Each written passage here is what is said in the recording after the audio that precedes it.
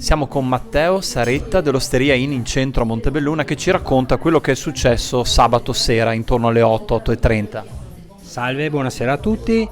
Allora, precisamente già sabato pomeriggio, entrando nel centro di Montebelluna, avevo visto un po' di tensione perché c'erano diverse pattuglie di carabinieri e vigili e avevo già notato una certa tensione nell'aria, percepivo che c'erano delle cose. Infatti durante l'orario dell'aperitivo verso 18:30-19 c'erano diverse risse in vari punti della zona e a un certo punto, quando sembrava tutto sotto controllo perché sono intervenute diverse forze dell'ordine, sono arrivati da me all'incirca verso le 20-20:30 un gruppo di ragazzi, per lo più di etnia straniera, prevalentemente arabi, marocchini direi, prevalentemente.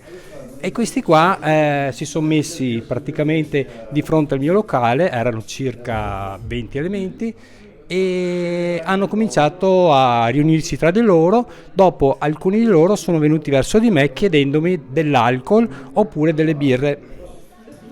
Io, a conoscenza di già cosa era successo, ho assolutamente negato il fatto che io non avrei dato alcol a nessuno. Questi hanno cominciato intimare dicendomi: guardate che voi siete un locale pubblico, il locale pubblico è obbligato a servire i clienti. E gli ho detto: guarda che forse tu stai sbagliando qualcosina, perché questo è un locale pubblico, ma essendo locale pubblico io devo valutare chi servire. Visto che voi siete abbastanza nervosi e anche si vede visibilmente che siete sotto effetti di qualcosa di strano, oltre che l'alcol, io non vi do da bere. Se volete che io vi dia da bere, non fate altro che chiamare i carabinieri, li chiamate però in questo momento, venite qua con i carabinieri e gli dite quello che mi avete chiesto. E a quel punto cosa è successo? A quel punto praticamente hanno cominciato a innervosirsi di più e alcuni di loro hanno cominciato a dire visto che sto stronzo non ci dà da bere, che almeno ci dia delle bottiglie di birra, le portiamo via e non ti rompiamo le palle. Va bene, ho detto, a questo punto facciamo così, che io tassativamente non do da bere a nessuno, ho detto. Avete capito?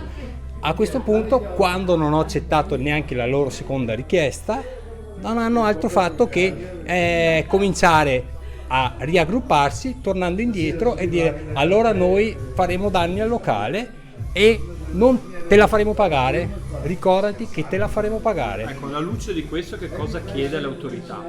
Alla luce di questo chiedo all'autorità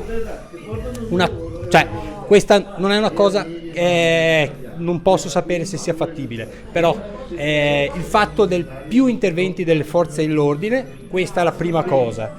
La seconda cosa che chiedo all'autorità è la possibilità appunto di creare un gruppo di persone. Faccio un esempio: quei gruppi di sicurezza che sono già addestrati, faccio un esempio di un gruppo che ha sede qua a Montebelluna, la Vis Group, persone che in caso di bisogno in tempo di 1-2 minuti possano intervenire nelle nostre attività, perché noi nelle nostre attività ci abbiamo messo il cuore, abbiamo una famiglia e abbiamo bisogno di lavorare serenamente, non con queste persone che vengono a interferire nei nostri affari.